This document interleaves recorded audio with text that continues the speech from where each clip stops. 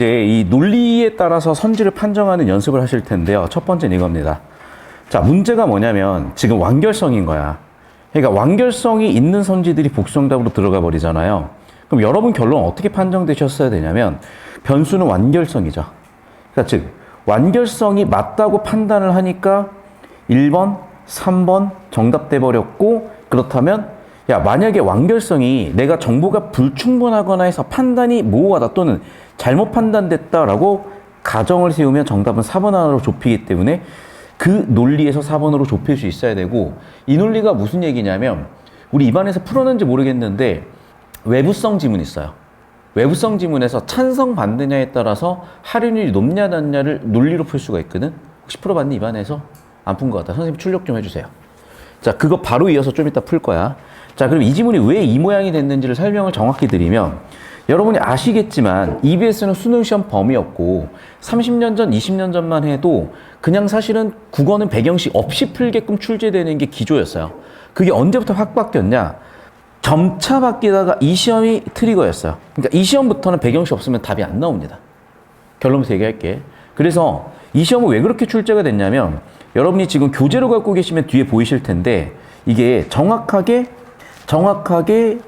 여러분 그 논리지문 보시면 제가 딱 설계를 해놨는데 정확하게 얘가 그해 EBS에 들어가 있었겠죠. 그래서 그해 EBS에서 친구들은 1학년도 EBS 통특강 딜레마 논증이라는 거를 쭉 했는데 결국 봤더니 이거예요. 배중률을 가지고 아예 문제를 만들어 놨고, 글의 주제가 배중률이었어요. 그래서 배중률을 모순관계, 반대관계 모두에 적용할 수 있다. 배중률은 모순관계만 적용된다. 모순관계에만 적용된다. 반대관계에만 적용된다. 반대관계만 적용된다 가지고 문제를 심지어 만들어 놨거니와, 보시면 알겠지만 이 각 항들이 모순관계인지 반대관계인지도 판정을 시켜요. 이해됐니? 그래서 사실 이미 여기서 애들이 모순관계냐 반대관계냐에 대해서 엄밀하게 이해를 하고 넘은 상태에서 이 문제가 설계가 된 거야. 됐어요, 여기까지? 저 따라오실게요. 카메라 이쪽으로. 그래서 원래대로, 그러니까 풀 세팅으로 설명을 드릴게요. 출제자의 세팅을. EBS에서 이미 저게 출제가 됐었고, 일단 EBS에서 모순관계와 반대관계를 나눕니다. 자, 모순관계는요 2항관계고요. 반대관계는 3항관계예요. 자, 모순관계 2항관계니까 P와 나P의 관계예요. 반대관계는 P와 나P, 그리고 3항은 뭐지? 예를 들어볼게. 춥다야. 반대는 뭐예요? 덥다죠? 하지만 추우면서 덥다는 이상한 경우는 없겠지만 적당할 수는 있겠죠. 이해되시지?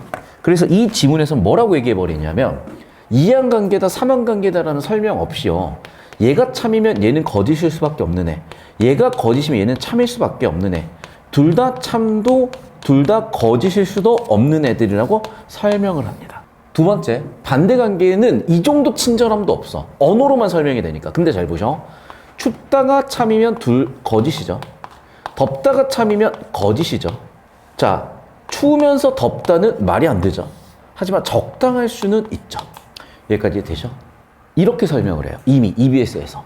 심지어 여러분, 그 지문에 나와 있는 우리 배중률이라는 개념을 뭐라고 하냐? 배중률이 어떻다? 모순관계에 적용이 되고 반대관계는 적용이 안 된다. 즉, 배중률이라는 건 오로지 모순관계에만 적용될 수 있다는 게 이미 EBS에 나온 상태. 여기까지 되셨을까? 그래서 여러분 이 지문은요, 보시면 알겠지만 어떻게 풀어나갔던 거냐면, 잠깐 저 따라 볼까요? 이거였던 거 얘들아.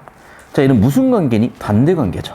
반대관계에 여러분 완결성을 적용해 봐야 되는데, 자, 사단락 완결성을 오시게 되면, 사단락은 4가지라 그랬으니까 제가 몇 번 얘기 드리지만 이렇게 4개 내지 6개의 정보량이 있으면 얘는 하나의 독립문단이 된다 그랬어요. 자, 그래서 보시면 아시겠지만 잘 보셔. 첫 번째는 일관성이야. 두 번째는 포괄성이야. 세 번째는 완결성이야. 네 번째는 독립성이야. 그런데 셋째 배중률이래요. 됐니? 자, 그럼 봐. 배중률은 뭐야? 어느 세계에서든 임의의 명제 P에 대해 P거나 나P다는 배중률이 성립하는데, 얘랑 동치 명제는 뭐니? P와 나P 둘 중 하나는 반드시 참이래. 정도의 정보만 준 거야.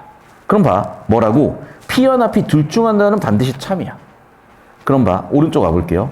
1번 선지. 완결성에 따르면 P와 나P 둘 중 하나는 반드시 참이다. 모든 학생이 연필을 쓰는 가능성이 존재한다. 어떤 학생도 연필을 쓰지 않는 가능성이 존재한다. 둘의 관계는 P와 나P입니까? 아닙니까? 어떤 관계입니까, 그러면? 반대 관계입니까? 자, 어쨌든 보자, 얘들아. 어쨌든. 완결성은 뭐야? 배중률이지. 배중률은 얘들아, 어디에만 적용된다고? 모순관계에만 적용되지. 근데 여기 나와 있다시피 얘는 모순관계야, 반대관계야? 반대관계죠. 따라서 완결성 배중률을 반대관계에 적용할 수 있다, 없다? 없다라니까. 배중률은 모순관계만 적용하기 때문에 얘는 반대관계 적용이 안 돼요. 다시 한번 얘는 반대관계 적용이 안 된다니까. 이해됐어? 이게 가장 깔끔하고 평가원에서 설계한 정확한 해설이야. 그런데 우리가 실전에서 배경식 없으면 어떡하나, 그것도 설명을 드릴게. 다시 한번 얘기한다. 그래서 자, 정리하면 반대관계는 배중률을 적용할 수 없습니다.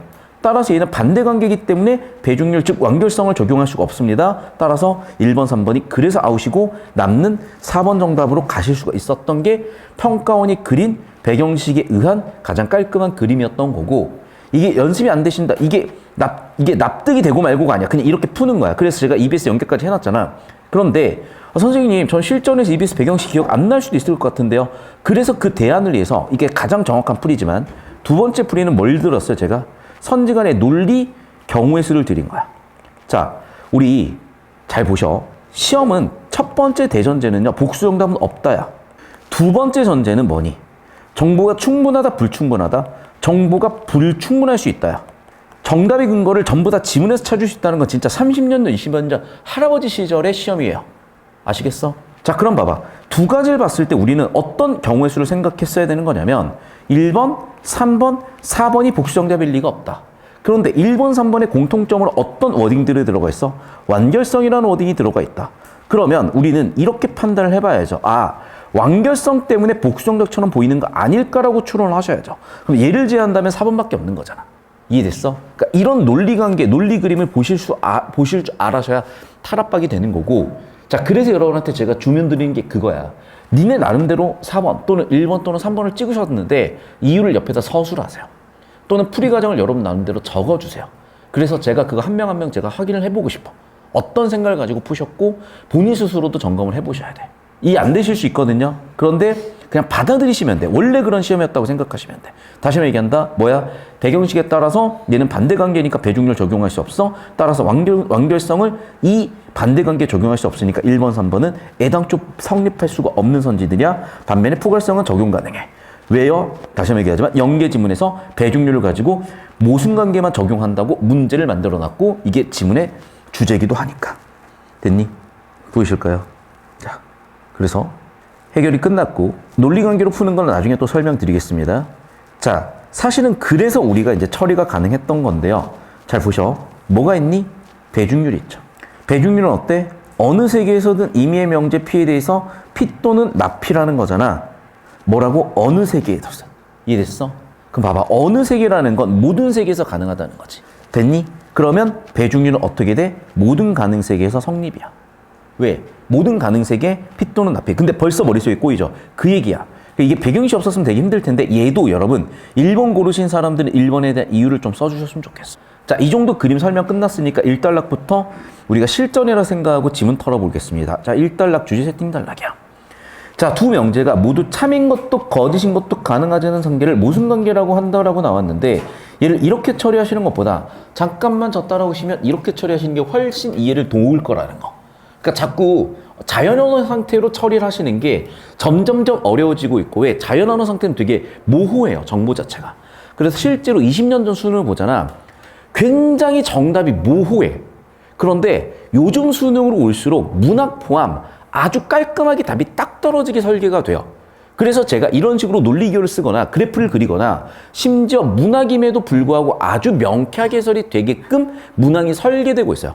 20년 전 수능이나 그 20년 전 수능을 답습하고 있는 현행의 내신형 내신이나 뭔가 모호하고 뭔가 내가 납득하기 힘든 답의 이유. 그래서 여러분이 경험적으로 국어에서 에라 그냥 혼자 답 내는 게 제일 좋다라는 그 잘못된 경험을 하게 된 이유가 그 배경이 있으니까 철저하게 이런 논리 그림을 잘 이용해 주시고, 자, 다시 돌아와서 자, 모순관계가 뭐래? 임의 명제 P라고 하면 P와 나P는 모순관계래.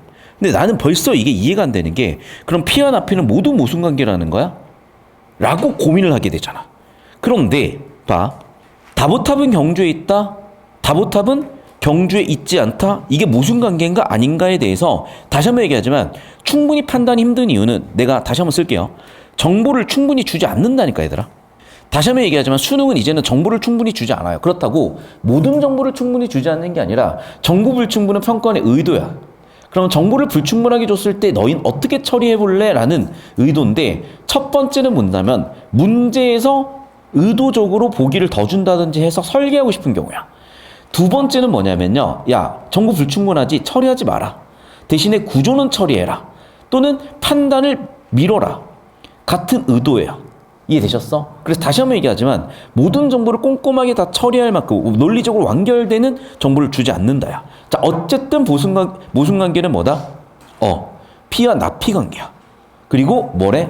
무모순율이 있대. 무모순율은 뭐라?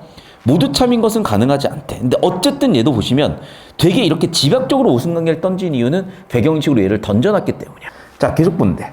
그럼 봐라. 얘네는 모순관계가 아니래. 자, 그러면 그건 뭔데? 피와 납피 모두 참 또는 거짓인 가능세계는 없지만 다부탑이 개성에 있을 수도 있다. 가능세계다. 여러분, 이건 우린 이렇게 얘기해 볼게요. 가능세계는 뭐에 대한 것이다? 확률에 대한 것이다. 자, 그러면 여러분, 우리가 모든 정보를 다 알고 있진 않아요. 진짜 많이 하나 얘들아. 6.25 때 경주까지는 안 내려왔겠다. 만약에 일제가요, 다보탑을 훔쳐서 일본으로 갖다 놓고 모조품을 세워놨을 수도 있어. 우리나라에서도 다보탑을 국립중앙박물관 서울로 옮겨놓고 모조를 세워놨을 수도 있어. 맞죠? 즉 무슨 얘기야? 가능세계, 가능성, 확률이 존재한다는 얘기죠. 자, 그래서 글의 주제인 1단락, 2단락 넘어가면서 가능세계 세팅을 합니다. 그러면서 잘 들으셔야 돼. 우리 확률은요, 크게 두 가지로 설명할 수가 있을 거야. 첫 번째. 자, 첫 번째. 전체 사건의 경우의 수분에 해당 사건의 경우의 수죠. 그러니까 기본적으로 얘네는 자연수 개념이야. 자, 그럼 봐. 우리는 크게 두 가지로 나눠보면요. 확률이 0 또는 1인 경우가 있을 거야. 자, 여러분. 자, 확률이 1이다의 여사건의 확률은 0이죠. 이해됐어? 그러니까 사실은 여러분, 얘랑 얘는 확률이 0이다와 1이다는 물론 항상 일어난다, 항상 일어나지 않는다지만 A 사건의 확률이 1이다, 여사건의 확률이 0이다라는 측면에서 어찌 보면 논리적으로 같은 경우일 수가 있는 거야. 그리고 여러분 앞으로 개념적으로 좀 기억해 두셔야 되는데 국어에서 필연성이라고 주면 확률 100%라고 생각하시면 돼요. 그리고 확률 100%라는 거는 반대로 여사건의 확률이 0%라고 생각하시면 되겠지. 그럼 가능성은 어떤 경우야? 확률 P의 값이 어떻게 된다? 0과 1 사이의 값이라고 생각하시면 돼요. 이게 정확하게 필연성과 가능성 얘기야. 된 여기까지. P는 가능하다는 P가 적어도 하나의 가능세계에서 성립한다야. 자, 봐봐. 왜 적어도 하나라는 단어를 쓰고 있을까? 제가 아까 설명했었던 기본적으로 세워볼 수 있다 자연수 개념이기 때문이에요. 그래서 전체 경우의 수분에 해당 경우의 수 어떻게 되는 거다? 적어도 하나로 셀 수 있는 자연수의 경우의 수가 있기 때문이다. 계속해서 P는 필연적이다는 P가 모든 가능세계에서 성립한다는 뜻이래요. 자, 봐. 모든 가능세계에서 성립한다? 100%란 얘기죠. 다시 한번 얘기한다 그래서 필연성은 100%로 읽자. 됐죠? 가능성은 뭐로 읽어내자 우리가? 가능성은 확률이 0과 1 사이로 읽자. 적어도 하나, 0과 1 사이인데 적어도 하나려면 다시 한번 얘기한다. 자연수 해당 경우의 수가 하나는 있어야죠.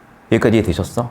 그래서 내가 자꾸 지금 수학을 끌고 오는 이유는 여러분이 이 정도 수학은 너무나 쉽게 알고 있기 때문에 쉽게 처리하시라는 거예요. 굳이 이거를 처음 본다고 생각하고 처리하셔봐야 어렵게만 가는 길이고 이렇게 처리하라고 내는 겁니다. 자, 계속 볼게. 필연적이지 않은 명제는 우리의 현실 세계를 비롯한 어떤 가능세계는 성립하고 또 어떤 가능세계는 성립하지 않는다라고 했으니까 얘들아, 필연적이지 않다는 무슨 얘기라는 거야? 그렇죠. 가능성에 대한 얘기죠. 가능성은 다시 한번 얘기한다. 확률이 0과 1 사이라는 얘기야. 필연성은 확률이 1 또는 0이라는 얘기예요. 된 여기까지. 자, 그리고 여기서 하나만 더 얘기할게요. Q이면 Q이다를 왜 던져줬을까? 이건 필연적인 명제래. 자, 제가 몇 번 얘기했죠. 여러분이 집합과 명제에서 P면 Q이다 명제 증명 어떻게 한다고? P 진리집합, Q 진리집합 포함관계로 확인한다고. 그런데 P면 Q, 다시 Q면 Q이다 같은 명제니까 당연히 같은 집합이니까 당연히 성립이에요. 그러니까 얘는 100% 성립일 수밖에 없다는 걸 준 거야. 그러니까 여기서 우다다 쏟아낸 건 뭐냐면 결국 뭐야? 수학의 명제 개념을 가져와라. 수학의 확률 개념을 가져와라. 라고 얘기한 거라고요. 그러면 가능성이라는 게 설명이 끝나지. 그렇게 3단락으로 넘어가셔야 3단락도 깔끔해지는 건데 나름대로 여러분 너무나 잘 푸셔가지고 잘 보셔. 그러면 지금까지 나와 있는 가능 세계를 통한 담론이라고 위쪽에 나온 1, 2단락을 요약을 하면서 이제 이걸 어디에 보자? 적용해 보자라고 갔지. 자, 그래서 보셔야 돼. 자, 내가 8시 기차를 탔으면 지각을 하지 않았다라고 얘기하는 주장하는 분이 계신데 여러분 나한테 설명 좀 해줘봐. A가 B면 명제가 얘가 거짓이면 B랑 상관없이 무조건 참이라고? 아니 A면 B다가 A가 거짓이면 무조건 참이라고? 이해가 되냐고 이게 지금. 이 전통 논리학 이해돼요? 안 되잖아. 그 얘기야. 다시 한번 얘기한다 여러분. 자, 정보를 충분하게 설명하지 않음으로써 처리되지 않게 된 의도가 뭐였다? 여기에서는 구조 처리하라는 거야. 어떻게? 그런데 그럼에도니까 역접의 역접은 뭐야? 순접이죠. 이해됐어? 그래서 어떻게 한 거야? 구조 처리하시면 알겠지만 역접의 역접이기 때문에 결국에는 무슨 얘기다? 순접이다. 그래서 계속해서 이런 장치들을 넣는 거예요. 내용에는 안 되더라도 구조 처리를 통해서 뚫어나갈 수 있게끔. 그래서 역접, 역접은 순접이다. 즉 무슨 얘기야? 내가 기차를 탔다면 지각하지 않았다. 기차를 탔다면 지각을 했을 것이라고 주장하지 않는다. 지각을 했을 것이라고 주장하지 않는다. 즉 기차를 탔다면 지각을 했다? 아니다. 지각을 안 했다가 돼버리는 거죠. 얘랑 똑같은 얘기. 맞지? 그럼 왜 이렇게 주장한다? 그 근거가 한 단어로 반복되는 단어로 보이셨을 거야. 그게 뭐였다? 유사성이었다. 그게 뭐였다? 유사성이었죠. 됐니 여기까지? 그럼 우리는 얘를 어떻게 해석을 하셔야 되냐면 철저하게 경우에서 확률 통계로 3단락을 가지고 한 문제 설계가 돼 있는 문제를 해결하셨어야 돼. 자, 그래서 3단락 한 문제를 한번 저는 풀어볼 건데 자, 제가 이렇게 스무스하게 해결한 이유는 두 가지야. 첫 번째는 5년 전 시험이야. 그럼 이미 이 설계도는 다 도면에 나와 있어요. 근데 그걸 우리가 처음 가보는 방탈출 카페처럼 나 방탈출 카페 몰라라고 연기하면서 물론 이제 여자친구 남자친구 처음 사귀어가지고 나 모르는데 이러면서 다 풀어내. 좋아. 그런 연기를 하셔도 돼. 근데 내가 이미 설계 도면을 보고 있다면 설계 도면대로 돼 있는지 한번 확인을 해보자고. 우리는 방탈출을 설계하는 사람이 될 수도 있으니까. 그 정도가 되신다면 수능 문제 정도야 너무나 쉽게 보이실 거니까. 잘 보셔. 3단락을 가지고 만든 게 보였죠. 자, 경우의 수를 나눠봅시다. 경우의 수는 몇 가지가 나오니 지금. 자, 첫 번째 이거예요. 내가 기차를 탔다. 못 탔다. 못 탔다. 내가 정시에 도착을 했다. 못했다. 했다. 못했다. 경우의 수는 4가지가 나옵니다. 그런데 여러분, 경우의 수가 4가지라고 해서 이 각각에 배당되는 확률은 다를 거야. 근데 기차를 탔을 때 정시에 도착하는지는 수학적 확률로 계산할 수 있니? 통계적 확률로 계산할 수 있니? 통계적 확률로 계산하는 거죠. 주사위 눈의 수처럼 우리가 전 사건과 해당 사건의 경우의 수를 확인할 수 있는 건 아니니까 실제 시행을 해봤겠지. 그러면 봐. 통계적 확률이라는 거는 뭐 해야 돼? 실제 시행을 해야 돼. 실제 시행을 하니까 무슨 얘기야? 일상생활이라고 이 지문에서는 바꿔놓은 거야. 일상생활은 매일같이 실제 시행을 한 번씩 하는 거잖아. 내가 기차를 그 시간에 정시에 탔냐 못 탔냐 나는 일상생활을 실제 시행을 계속해 본 거잖아. 계속 해봤더니 당연한 얘기지만요. 여러분. 이 둘을 비교하면 기차를 타면 정시에 도착 확률이 더 높았던 거야. 기차를 타면 지각 확률이 더 낮았던 거야.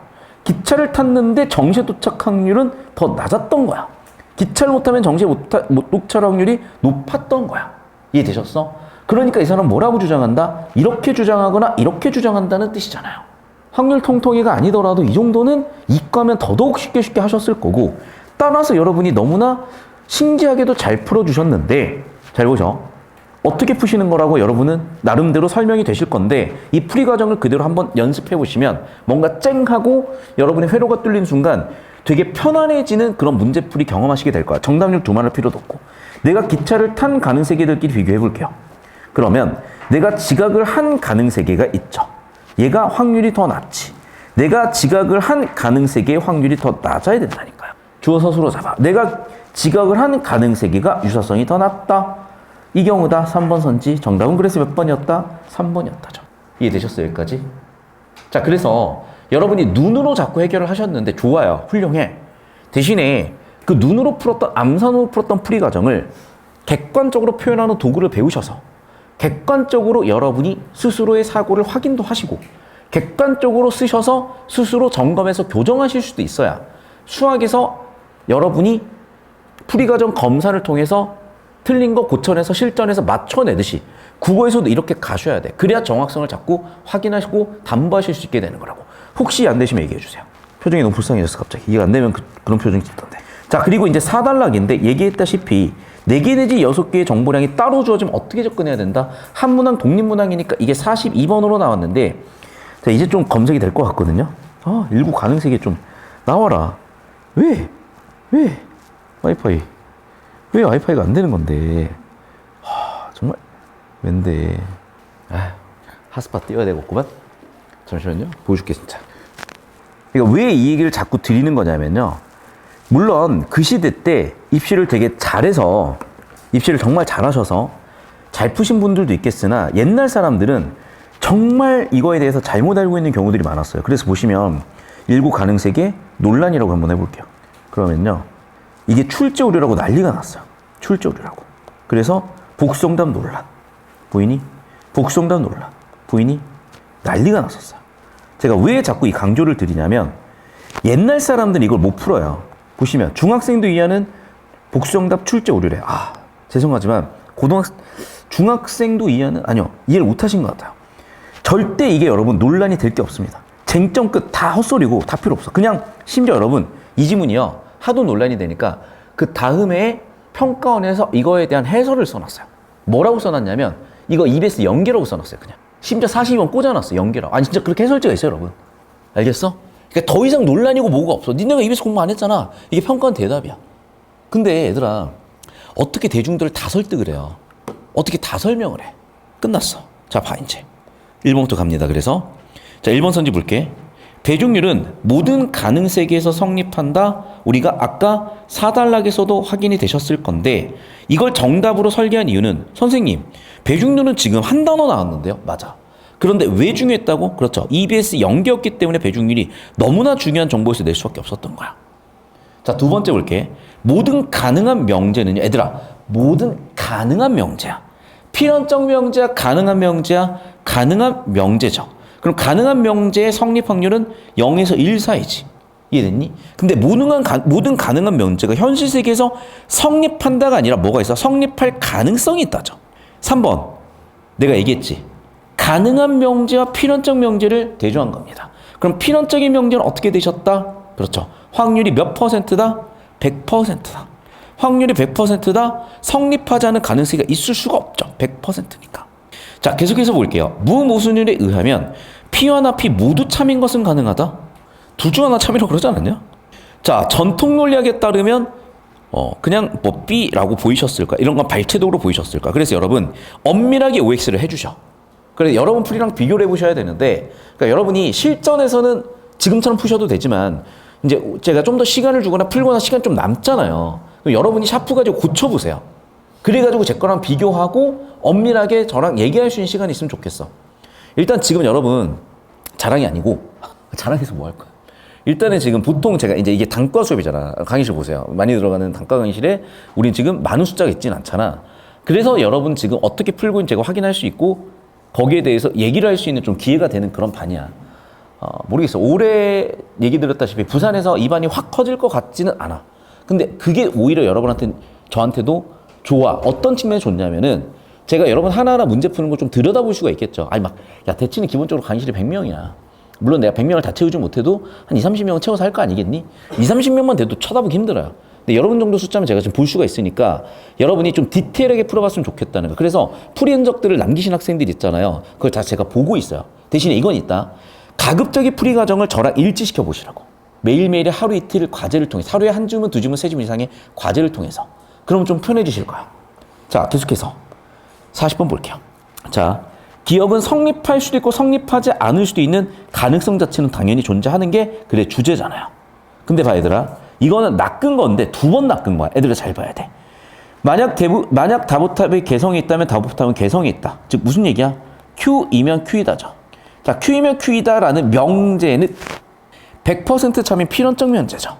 맞니? 근데 봐. Q이면 Q이다가 100% 성립이라는 거지. 자, 다보탑이 개성이 있다는 것, 즉 Q와 얘는 또 별개란 말이에요. 이해됐어? 이게 첫 번째 낚시 포인트야. 그러니까 출자자를 어떻게 낚으려고 한 거냐면 야 Q이면 Q이다가 참이지 Q가 참인 건 별개라고 얘기하고 싶은 거야. 됐니?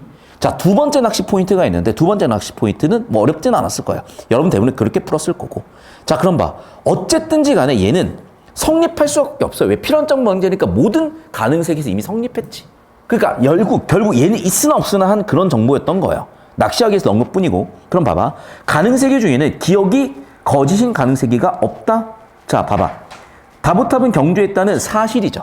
근데 가능세계로 생각을 해보자니 얘는 가능성이 있는 명제인 거잖아. 따라서 거짓일 수도 있고 아닐 수도 있기 때문에 거짓일 수도 아닐 수도 있다. 정답은 2번 고르셨으면 잘 고르셨을 거고. 됐니? 됐어? 네. 넘어가고 나머지 선들을 판단해 보시고 질문 있으면 주십시오. 자, 그 다음에 여기 해설 끝났고 얘도 해설이 끝났습니다. 되셨죠? 자, 마지막 포괄성만 확인하고 갈게. 자, 포괄성은 뭐야?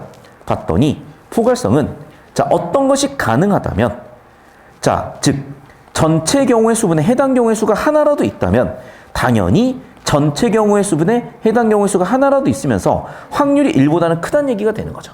아, 죄송해요. 확률이 0보다는 크다는 얘기가 되는 거죠. 즉 적어도 하나는 성립한다는 얘기인 거네. 됐니? 따라서 어쨌든 뭐든 참인 가능성이 존재할 수는 있겠다. 정답은 4번 가셨으면 됐어. 됐니? 자, 제가 약간 요약본으로 해설을 했거든요. 여러분 잘 푸시고 하셔서. 만약에 좀 더 자세한 설명이 필요하시면 유튜브에 영상들 자세한 것들 많으니까 참고해 보시고 일단 해설은 여기까지인데 제가 딱 이 정도로 해설하는 이유는 여기서 깊이 들어가면 깊이 들어갈수록 정보가 불충분해서 되게 혼란스러워지는데 그 대답을 어디서 했냐면요. 그 다음에 평가원 공식 학습 자료 안내라는 문서를 통해서 그 다음에 제가 나눠드린 작년 6월 대비 연계 지문들 엮어놓은 거에서 쭉 풀어보시면 이 가능성에 대한 답변들도 찾을 수 있을 거야.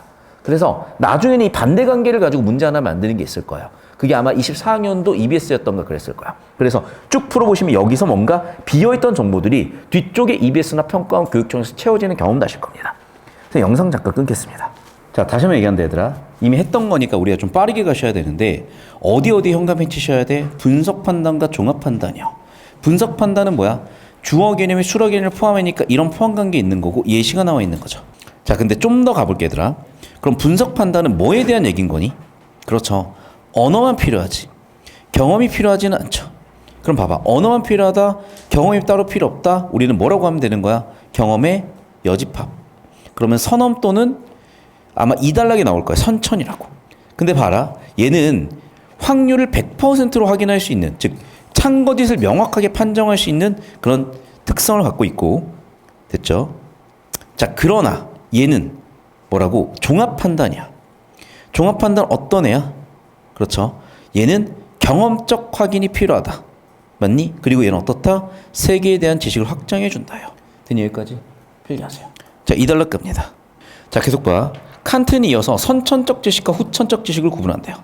그럼 선천적 지식과 후천적 지식의 구분은 분석 판단, 종합 판단 구분과 달리 뭐라고? 즉 경험과 무관하냐 아니냐죠. 그래서 뭐라고? 의미만 가지고 언어적으로 확인할 수 있다는 거죠. 반면에 모든 까마귀는 검단은 어떻게 돼? 감각 경험을 통해 사례별로 입증이 돼야 돼. 물론 얘는 한계가 있죠. 어떤 한계가 있니? 모든 까마귀 경험할 수 없다. 완전 기납 안 된다는 뜻이에요. 설령 완전 기납이 되더라도 어떻게? 예측은 불가능하다. 됐니? 따라서 어떻게 돼? 후천적 지식으로는 결코 보편적이고 필연적인 지식을 얻을 수가 없대. 됐니? 자, 반면에 선천적 지식은 보편적이고 필연성을 지닌 지식이래. 자, 그러면 여러분 1, 2단락까지 내용을 이렇게 줄글로 우다다다 쏟아냈고 구조도를 그리셔도 좋은데 저 따라오세요. 이 연습을 하셔야 된다고. 지금 1단락, 2단락에서 핵심 정보는 크게 판단이라는 전체 집합을 두 개로 쪼개놨죠. 뭐와 뭐? 분석 판단과 종합 판단이요. 그리고 보셨다시피 분석 판단은 어떤 판단이야? 주어가 수어 개념을 포함하고 있지. 그래서 어떻게 판단하실 수 있어요? 언어로 판단할 수 있죠. 근데 봐라. 종합 판단은 주어가 수어 개념을 포함하고 있지 않기 때문에 언어 바깥 세상에 대한, 언어 바깥 세계에 대한 판단이죠. 여기까지 되셨을까? 계속 볼게. 여기는 뭐야? 경험이죠. 여기는 경험이 아니죠. 이렇게 일단 얘기를 해놨단 말이야. 이 분류까지 되셨어요? 그래서 얘를 뭐라 그랬어? 선천적 지식, 후천적 지식까지도 얘기해. 자, 장단점이 있어요. 얘는 전제가 참일 때 결론도 참인 필연적인 명제를 확인할 수가 있어. 근데 얘는 전제가 참이라고 해서 결론도 참은 아니야. 왜? 반례 하나 때문이죠. 그래서 얘는 필연점은 담보 못해. 하지만 얘의 장점은 뭐니? 얘는 함축된 정보만 확인할 수 있을 뿐이고 얘는 플러스 정보를 추가해 준다는 거예요. 자, 이게 왜 정리가 되는 거냐면 다시 한번 얘기한다. 이 기본적인 틀을 이미 기존 기출에서 엮어놨기 때문이야. 그래서 여기를 무슨 방법이라고 그러죠? 연역적 방법이라고 하고 여기를 뭐라고 하지? 사례 연구를 하는 귀납적 방법이라고 분류를 일단 해놓은 거야. 여기까지 되셨어? 자, 그런데 3단락에서 갑자기 다른 얘기를 해요. 그래서 다시 한번 제가 벤 다이어그램을 다시 그릴 건데 여기서는 이 지문에서 언급된 거에 집중하기 위해서 분석과 종합만 일단 써놓을게요. 그리고 분석과 종합은 일단 여러분 이렇게 흰색으로 써놓을게. 자, 그리고 저 따라오세요. 이쪽으로. 자, 지금까지 나왔던 내용을 굳이 요점 정리하는 건 새로운 주제 세팅하는 거야. 그래서 뭐라고? 분석 판단은 종합 선천이라고 얘기해. 맞지? 그런데 뭐래? 칸트는 세 번째 범주가 있대요. 다시 한번 얘기한다. 분석은 선천적이야. 그리고 후천은 종합적이야. 지금까지 나왔던 1, 2단락의 내용을 요약했어. 아니, 그래서 하고 싶은 여기가 뭔데요? 그러나 칸트는 세 번째 범주가 있대. 잘 보셔. 뭐라고? 종합적 교집합 선천이요. 종합 교집합 선천이라고요. 됐니? 자, 다시 봐. 분석 판단과 달리 의미에 관한 지식이 아니라 얘들아, 언어 바깥에 있는 세계요. 자, 이제 형광펜을 구분해 볼게. 자, 종합은 뭐야? 종합은 언어 바깥의 세계에 관한 지식이죠. 언어적으로 판단하는 건 뭐니? 파란색 한번 붙여볼게. 선천이죠. 그리고 뭐야? 그래. 즉, 모순적인 상황에 교집합이 존재하고 있는 거야. 4단락 갈까? 다시 한번 얘기합니다. 칸트가 이 글의 주제로 세팅한 학문적 지식, 즉 세 번째 범주라는 애는 뭐야? 아, 필연적이다. 필연적이다 뭐였어? 언어로 판단할 수 있다. 선천적이다죠. 보편적이어야 되죠. 그러면서도 어떻게 돼야 돼? 세계에 대한 지식을 확장해줘야 된대요. 그래서 정리한 뭐야? 종합적이면서도 선천적이어야 된대. 둘에 뭐가 존재해야 된다? 교집합이 존재해야 된대요. 다시 선천적이면서 어떻게 종합적이냐라고 묻는다면 자, 그럼 봐봐. 지금 주제를 3번, 4번, 5번째 얘기하고 있잖아. 그러니까 우리는 이거를 어떻게? 저 따라오세요. 그냥 벤단을 한번 그려주시면 돼. 자, 지금 이 사람 뭐 얘기하고 있는 거야? 선천이면서 종합이래. 오케이. 그러면 저는 선천을 노란색으로 여기까지 빗금 한번 쳐볼게. 선천의 집합은 여기야. 그러면 여기 제가 빨간색으로 강조한 여기는 집합 표현교를 어떻게 쓰면 되니? 선천, 교집합, 종합이라고 쓰시면 되는 거 아니에요? 맞니? 여기까지? 자, 봐. 이게 그려졌어야 돼. 왜? 몇 번이나 얘기했잖아요. 우리 잘 보셔. 우리 고1 수학에서 집합과 명제를 배우시죠. 자, 고1 수학에서 집합과 명제를 배우셨는데 이 집합과 명제 P면 Q이다. 이 명제에 참거집 판별 어떻게 한다고 배우셨다? P와 Q의 포함관계로 확인하신다고. 그래서 얘가 포함된다면 참이었단 말이야. 진리집합의 포함관계로 확인하시는 거야. 됐어? 자, 그럼 봐봐. 그걸 그대로 판정할 거야. 촉촉 그냥 잡고 계시면 됩니다. 3번 문제 판정할 겁니다. 자, 기억 보세요. 모든 분석 판단은 A면 B이다. 모든 분석 판단은 선천적 지식이다. 자, 여러분, 분석 판단 왼쪽 흰색은 노란색 안에 속합니까? 속하네요. 됐니? 그래서 기억이 참인 거야, 얘들아. 속하죠? 참이에요. 됐니? 이렇게 판정하시라고. 앞으로 국어에서 명제가 나오시면 수학적 도구 쓰시면 돼. 모두 후천은 종합이다. 니은 볼게요. 모든 후천은 종합이래. 자, 그렇죠. 선천, 노란색을 지한 애들을 파란색으로 형광펜 쳐볼게요. 얘는 뭐야? 그럼 후천이야. 후천은 어디에 속했어? 오른쪽 흰색 칸. 종합 안에 속해버리죠. 맞는 선지네요. 됐니? 자, 디귿선지 볼 거야. 뭐라고 돼 있어? 네. 모든 선천적 지식은 분석 판단이래. 자, 여기서 틀렸다는 게 확인되는 이유가 뭐야? 얘 때문이죠. 선천이면서 종합 교집합이 있어버리니 모든 선천은 분석에 속하지 않는 애가 얘네들이잖아요. 사실 이게 발레잖아. 그래서 디귿이 틀린 게 확인이 되죠. 자, 마지막 니을 보겠습니다. 뭐라고 낸 니을에서 어떤 선천 지식은 종합이래요. 그게 뭔데? 얘잖아. 어떤 선천 지식은 종합이래며. 그게 니을이네요. 됐니? 그래서 이제 여러분 이 벤 다이어그램을 자유자재로 그리실 수 있어야 돼. 왜? 그래야지 여러분 최근 논리적 그림까지가 다 보이는 거예요. 그런데 꽤 하시더라고. 그러니까 뭐냐면 이게 지금 고2 애들 중에서도 뭐 해운대고 이런 애들은 1학년 때 1학기 첫 시험부터 해겔 변지법 같은 지문을 첫 시험에 내버리다 보니까 그냥 눈높이가 지금 그냥 고3 한 3등급 정도 나온 애들로 이미 고2들이 만들어져 있어요. 그래서 이제 내년 정도 되면 걔네들이 정상적으로 과정을 따라오면 보통 1등급 정도 만들어질 것 같고 그 친구들은 이 정도 소화까지 해내실 수 있을 거야. 자, 이제 돌아올게. 아마 여기까지 여러분이 다 들었던 기억이 나나 보다.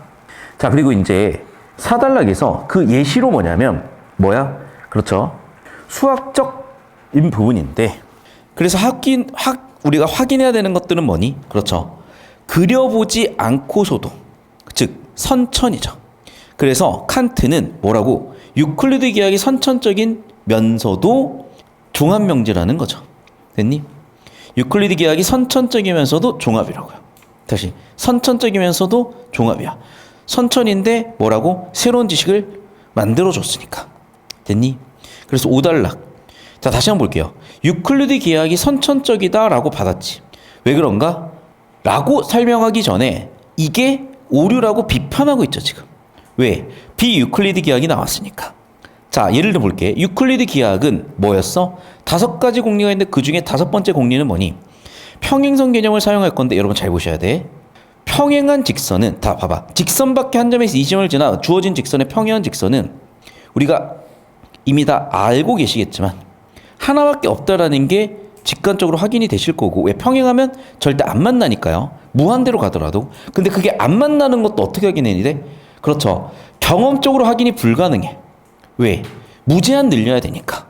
그러니까 경험으로 확인이 불가능하니까 선천이라고 한 거예요. 경험으로 확인이 불가능하니까 선천으로 한 거야. 자, 그런데 이 한계에 대한 설명을 하죠. 이유는 왜 그랬어? 과거에는 뭐라고 봤으니까 평면기하만 다뤘기 때문이라는 거야. 이후에 뭐가 밝혀졌어? 원형이라는 게 밝혀졌다는 거죠. 자, 그러면 어떻게 생각해보자. 이제 구면기하를 생각을 해보자는 거야. 그럼 구면 위의 직선을 뭐라고 정의할 수 있을까? 당연한 얘기지만 수많은 선들이 있겠으나 가장 큰 원을 구면에서의 직선이라고 정의해보겠대요. 그걸 대원이라고 해보겠대. 그리고 그 직선을 기준으로 최단 거리도 정의할 수 있겠죠. 그래서 구면에서의 최단 거리는 대원의 일부고 그걸 측지선이라고 하겠대. 자, 다시 대원을 뭐라고 정의하겠대? 직선이라고 정의하겠대요. 그런데 아시다시피 대원은 어떠니? 유한하죠. 또 두 점 사이의 최단 거리 동그라미 2번인데 이 구면 거리는 측지선으로 정의하겠대. 자, 그럼 봐봐. 가장 큰 원은 뭐야? 모든 경선 합집합 적도 위선이죠. 자, 이러한 정의로부터 우리는 구면 삼각형을 그려본 거야. 그래서 어떻게 됐어? 380도보다 커져요. 그래서 어떻게 된다? 크기가 커질수록 380도, 180도. 크기가 커질수록 180, 나 지금 자고 있나 봐. 180도부터 커진대. 이게 바로 구면기하학이고, 잘 들어. 쌍곡기하학의 경우에는 180도보다 작아지는 경우가 생긴대요. 자, 이게 벌써 여러분이 이해가 안 되시는 이유는 이게 의도기 때문이야. 자, 여러분 그림 하나만 볼게요. 이제 자, 예를 한번 봅시다. 여러분 잘 보셔. 지금 이 지문에 따라서 우리가 하나씩 이제 정의를 따라오실 텐데 잘 보세요. 지금 여기 북극 있죠. 북극에서 뭘 내렸어? 경선을 내렸어요. 그리고 뭘 내렸어? 우리는 적도 위선을 돌렸어. 자, 당연한 얘기지만 직각으로 만나죠. 자, 근데 봐. 여기서 90도 직각으로 해서 다시 한번 경선을 내리면 어떤 일이 벌어지니? 여기도 직각으로 만나죠. 구면 삼각형이 270도가 돼버렸네. 이해됐어? 그 얘기예요. 아, 그렇구나. 자, 결국 무슨 얘기야? 유한하니까 얘는 경험이 가능하죠. 지금처럼. 그래서 무슨 얘기야? 너 그거 선엄 아니야. 너 그거 선천 아니야. 사실은 평면이 아니라 구면이었어. 라고 대답을 해준 거고 여기에 내용의 구체적인 진입 판정까지는 요구하지 않았어요. 그냥 이 지문에 있는 내용 가지고 구조 처리해서 여기까지 원했던 거야. 여기까지 되셨니? 자, 그럼 보세요. 저 따라오세요. 연습을 좀 하십시다. 자, 그래서 자, 이제 4단락에서 이걸 뒷받침하기 위한 누구? 칸트의 주장이 있는데 칸트는 그 예시로서 자신의 주장에 대한 근거 예시로서 뭘 들어줬다? 유클리드 기하학. 자, 유클리드 기하학의 특징 첫 번째는 뭡니까? 선천이에요. 왜 선천이니? 그렇죠. 유클리드 기하학이 선천인 이유는 보셨다시피 뭐니까 무한대의 개념을 다루기 때문에. 왜? 평면에서 평행선은 당연히 무한대로, 직선은 무한대로 뻗어나가기 때문이죠. 그래서 선천, 즉 무한대고, 자, 두 번째는 이거다. 교집합. 뭐라고? 종합이래. 왜 종합이야? 우리가 몰랐던 명제를, 몰랐던 지식을 추가해주고 있기 때문에. 됐니? 근데 문제는 이제 5단락, 6단락에서 그런 칸트의 주장에 대해서 뭐 하고 있어? 반박하고 있죠. 자, 반박의 근거는 뭐였어요? 비유클리드 기하학. 선생님 잡힙니까? 자, 그럼 비유클리드 기하학은 당장 뭐가 달랐다는 거야? 얘는 무한대로 받고 얘는 뭐라고? 유한한 걸 다뤘죠. 이유는 뭔데? 여기는 평면이 아니라 뭐니까? 곡면이니까요. 이해되셨니? 자, 그럼 좀 더 구체적으로 가볼게. 첫 번째는 뭘 다루고 있니? 그렇죠. 대원이라고요. 대원은 뭐야? 가장 큰 원이고 여기서 대원을 뭐라고 정의했다? 곡면에서의 직선이라고 정의하겠다. 됐니? 자, 대원은 그래서 뭐 플러스 뭐였어? 그렇죠. 모든 경선, 합집합, 적도, 위선이었죠. 자, 두 번째. 그러면 최단 거리는 어떻게 정의하겠다는 거야? 직선에서 정의가 될 것이고 대원위의 두 점, 즉 대원의 일부, 측지선 이렇게 정의가 됐겠죠. 여기까지 되셨습니까? 이 두 가지로 다 풀어나가실 거야. 이제 정리되셨니? 자, 그럼 이제 저 따라오세요. 자, 그럼 보시죠, 여러분. 1번 문제부터 내용일치로 보시는 게 아니라 유클리드 기하학과 칸트의 관계, 인과관계를 뒤집어 놨죠. 유클리드 기하학에서 칸트가 나온 건데, 다시 유클리드 기하학에서 칸트가 나온 건데, 칸트가 유클리드 기하학을 만든 걸로 인과관계를 뒤집어 나갔으니까 당연히 1번 선지 틀렸고, 맞죠? 비유클리드 기하학은 아까 보셨다시피 유한하죠. 유한하니까 경험적이죠. 선천이 아니고요. 세 번째, 평행선 공리는 지문의 맥락에 따르면 얘는 뭐였어? 유클리드 기하학이겠지. 유클리드 기하학은 뭐야? 평면이지. 평면에서 평행한 직선은 무한대로 가버리지. 그래서 경험이 가능하다, 불가능하다? 불가능하죠. 선천이죠. 이해됐니? 그래서 정답이 몇 번이었다? 3번이었다는 건데 잘 보셔, 여러분. 2번하고 3번이 뭐 되고 있어요? 대립되고 있죠. 2번하고 3번을 대조시켜 놓은 거야, 얘들아. 2번은 비유클리드 기하학, 3번은 유클리드 기하학이야. 2번은 유한한 비유클리드 기하학, 3번은 무한한 평면 기하, 유클리드 기하학이라고. 두 개를 대조시켜 놓고 2번, 3번 중에 골라내라고 한 거죠. 됐니? 그리고 4번 선지는 당연히 분석 판단에 대한 정의고, 5번 칸트의 주제는 여러분 다시 한번 얘기한다. 뭐라고? 선천이면서 종합이어야 된다고. 경험에 의해서만 나오는 건 당연히 아니죠. 왜? 선천에서 나왔으니까. 그러니까 철저하게 어디가 맞고 틀렸는지를 필기하셔가지고 따져주시고 시간 가지고 집에 가서 혼자서 고민도 해보셔야 돼. 필기 마무리 정리해 주십시오. 힘들지? 파이팅 하십시오. 필기하십시오. 죄송해요. 3번이에요. 됐죠? 자, 그 다음 분석 판단은 뭐라 그랬니? 속한다 그랬었잖아. 그래서 뭐라고? 수러 개념이 주어에 속해. 수러 개념이 주어에 속해. 냉차다. 둥글다 같은 건 없으니까 정답 3번. 각 있다, 각 보이셨죠? 어렵지 않게 4번 오셨을 테니까 바로 넘어가고, 얘도 아까 우리 설명 끝났으니까 바로 넘어가고, 잘 보셔야 돼, 얘들아. 기역각 같은 의문을 품는 사람들, 그래 주제였고 얘는 뭐야? 선천이면서 종합이죠. 자, 그럼 구분하기 위해서 종합에다 빨간색 한펜, 선천에다가 노란색 한펜을 쳐볼게요. 파란색 한펜을 쳐볼게요. 그래서 선천에다가 파란색 한펜으로 종합에다 빨간색 한펜을 쳐볼게요. 잘 보셔. 경험과 무관하다 뭡니까? 선천이죠. 자, 그리고 봐봐. 낱말의 의미다. 얘는 뭐야? 분석 판단이죠. 선천이고. 선천과 분석을 다루고 있는 게 아니야. 세계관한 진술은 당연히 언어 바깥이고 종합이죠. 근데 봐봐, 얘들아. 단어 의미로 결정나는 건 뭐였어요? 단어 의미로 결정나는 건. 분석이야, 선천이야. 판단해봐. 자, 3번 선지 봐. 세계관한 진술이다. 뭐니? 종합이죠. 근데 봐. 경험이 아니다. 이거 뭐야? 확실하게 선천이죠. 그러면 다시 한번 얘기한다. 선천 교집합 종합을 찾으라 그랬고 정답은 3번 좁히시면 되겠고, 잘 보셔야 돼. 선천 교집합 종합 가지고 또 뭘 만들어 놨어? 그렇죠. 디귿과 리을을 털어나가는 아이디어를 만들어 놨잖아. 이해됐니? 그러니까 다시 한번 얘기하지만 선천이면서 종합 명제가 칸트가 얘기하는 4단락 주제고, 이 주제 가지고 계속해서 정답 선지를 재구성하고 있다는 게 좀 보이셔야 되고, 분명히 여러분 충분히 고민하지 않으시거나 시간이 없으면 이해하기는 힘들어. 하지만 그런 정도 시간 여러분 충분히 집에서 가져오실 수 있으니까 일단 넘어가 볼게요. 자, 구면계약 보겠습니다. 잘 보셔야 돼. 서로 다른 두 직선은 뭐로 정의가 되어 있습니까? 대원으로 정의되어 있죠. 맞니? 여러분 봐봐. 아까 보시면 알겠지만 얘는 모든 대원은요. 일단은 경선에 적도이선 해버리면 무조건 앞에서 뒤에서 두 번 만나. 그리고 모든 경선끼리는 북극, 남극에서 무조건 두 번 만나. 봐봐. 이게 경선인지는 알지? 북극에서 보이고 저기 안 보이는 꼬다리 남극에서 만날 거 아니야. 그 모든 경선들은 앞쪽 우리 눈에 보이는 적도위선에서 만나고 뒤쪽 적도위선에서 만날 거냐. 이해되셨어요? 당연한 얘기지만 그래서 괜찮고. 2번 선지.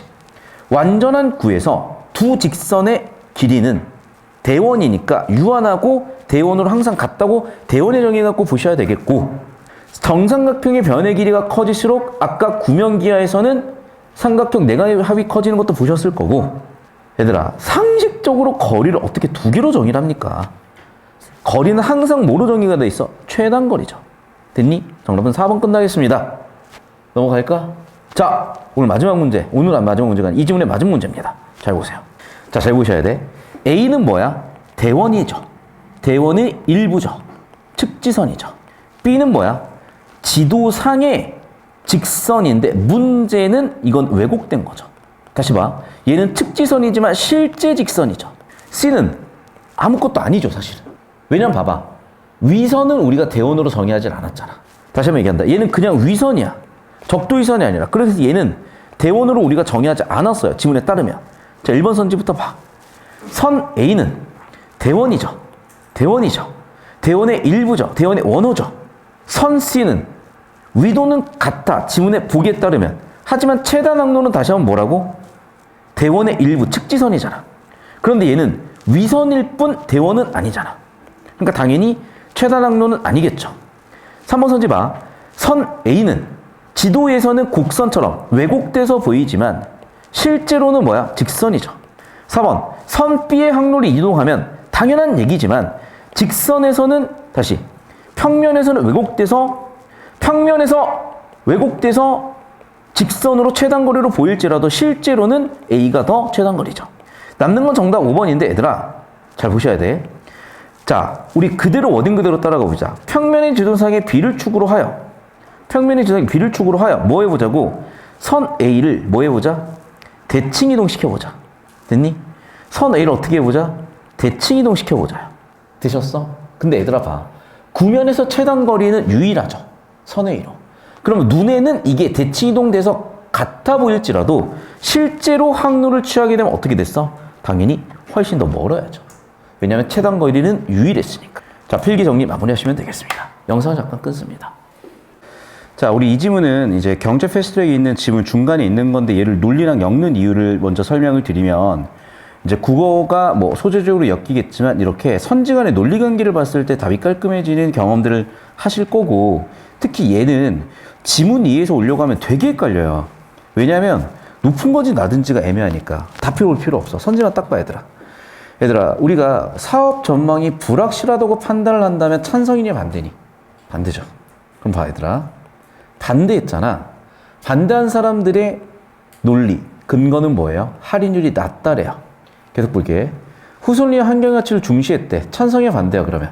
환경의 가치를 중시하니까 개발을 하겠어요 안 하겠어요? 안 하겠죠? 반대죠. 답 나왔다. 이 사람은 높은 할인율이야. 둘 중 하나 답이네 그럼. 이해됐어? 그러니까 제가 논리적 모순관계를 이용하라는 게 1, 2번 둘 중 하나야. 왜? 똑같이 일관되게 반대인데 하나는 할인율이 낮고 하나는 높잖아. 내용 볼 필요 없이. 마지막 3번 본다 얘들아. 그럼 답이 나와. 왜? 하나만 다를 거니까. 개발업체는 놀이동산 개발을 해야 되죠. 찬성해 반대요? 찬성이죠. 찬성을 하셨는데 근거로 뭘 줬어? 높은 할인율이야. 답 2번이네 그러면. 맞죠? 자, 반대했을 때 할인율이 낮다와 일관성 있는 것은 찬성한다와 할인율이 높아야죠. 2번만 논리가 다르네. 정답 2번이네. 끝이네. 자, 내가 이 아이디어가 왜 아까 그 복수정답 이의제기가 있었던 19학년도 42번 가능세계 문제랑 연결이 되냐는 거냐면, 얘들아 봐봐. 1, 2, 4가 복수정답일 수가 없잖아요. 시험인데. 맞니? 그러면 공통점을 봤더니 뭐 때문이야? 배중률 때문이었잖아, 사실은. 배중률 때문이었어요. 즉 내가 배중률에 대한 정보가 불충분하다고 가정을 해버리면 얘를 판정을 보류하는 순간 정답은 하나로 특정되잖아. 이해됐어?